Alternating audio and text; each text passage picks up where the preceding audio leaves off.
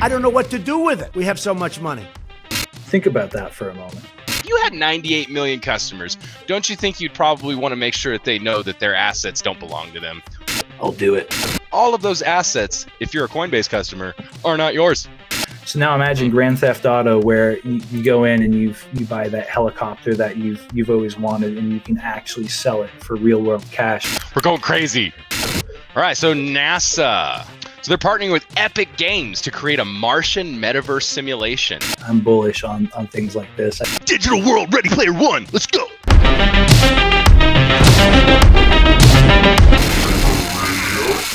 This is the Reaper, Steven.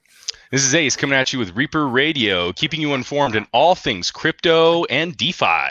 Steven, what do you got for us today? Oh, you know, Matt, we got some cool stuff going on. Some of my favorite things to hear. So we've got another home that sold for Bitcoin once again. We had one in Texas about a week and a half ago. That was the first one down in Austin. And now we've got one out in Louisville, Kentucky. So the house sold for about $66,000, paid for fully in Bitcoin, minus a couple closing costs and stuff that were in cash. The purchase took about 8 seconds and cost 70 cents. Those typically take like months sometimes. 70 cents.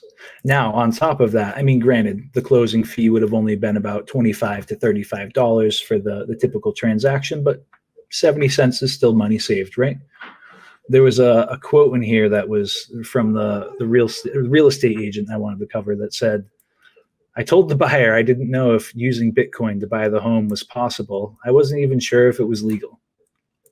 That's how early we are. Yes. Think about that for a moment. I think I read a statistic somewhere. It was like 4.5% of the population in the world has some sort of cryptocurrency. Yep. 4.5%. Let's say it's 10%. That's still a staggering number. Think about that. Out of the billions of people. Guys, we're going to be rich. All right. Just hodl. We're all going to the moon. It's going to be great. Not financial advice. Yeah, sure. We'll call it that. All right. So what we got now, so Coinbase, 98 million customers. They have 98 million customers. Can you believe this? If you had 98 million customers, don't you think you'd probably want to make sure that they know that their assets don't belong to them? Well, apparently, Mr. Brian Armstrong right here, checks this out. So in an SEC filing, he's trying to, basically make his customers feel confident that everything's working out. But in SEC filing, he said that the customers are actually unsecured creditors. So that means that in the event of bankruptcy, all of those assets, if you're a Coinbase customer, are not yours.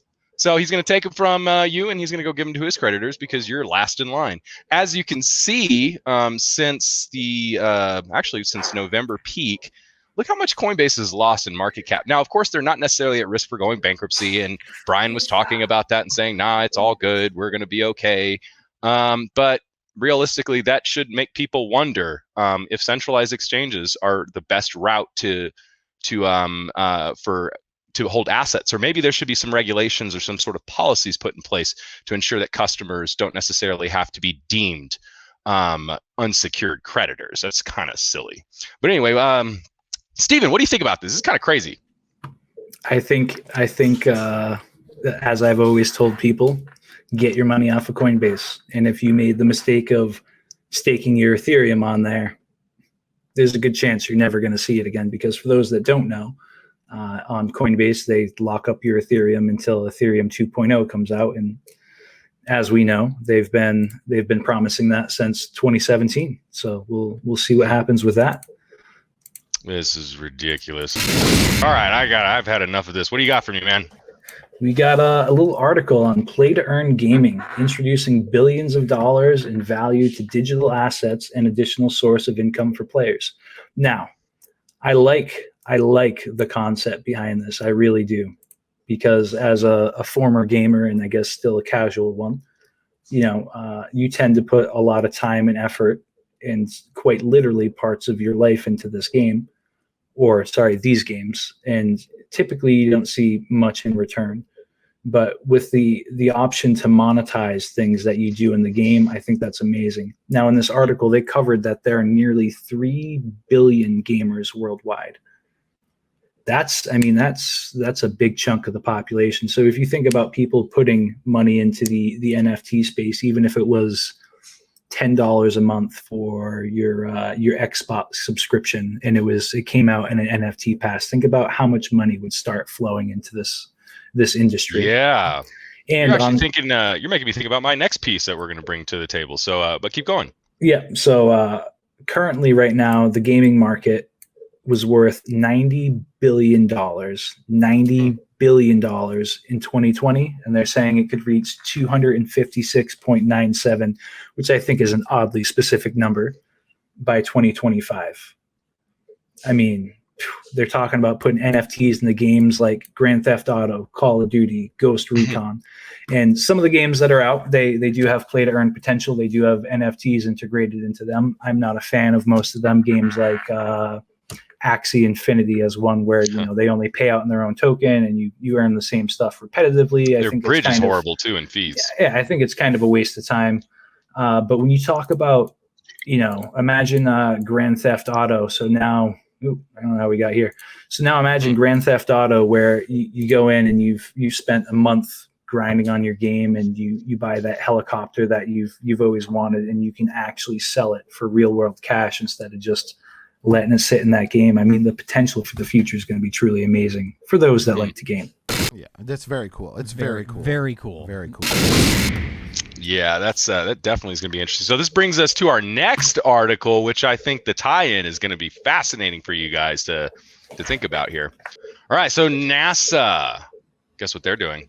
So they're partnering with Epic Games to create a Martian metaverse simulation. So for those of you who might be familiar with Earth 2, it's a really interesting, it's actually an entire economy based off of the world map, and people market and sell, they buy and sell real estate in forms of the blocks and whatnot on it. And there's a potential for the future for there to be integrated blockchain into it. Steven actually has some familiarity with it, so I'll have him chime in on that after I go through this. So it looks like they're actually doing a competition to get some development for a Martian metaverse. So they're actually going to be building a world out, a metaverse world of Mars. And there's going to be a prize available for, I think it's somewhere, to the tune of $70,000 for the developers of this metaverse experience on Mars. So if some of you kind of want to see where the prospects of this stuff are going to go, think about the capital inflow and the growth in the gaming sector for crypto, as well as everything else. You can kind of see the capital growth and inflows based off of our previous information we shared there.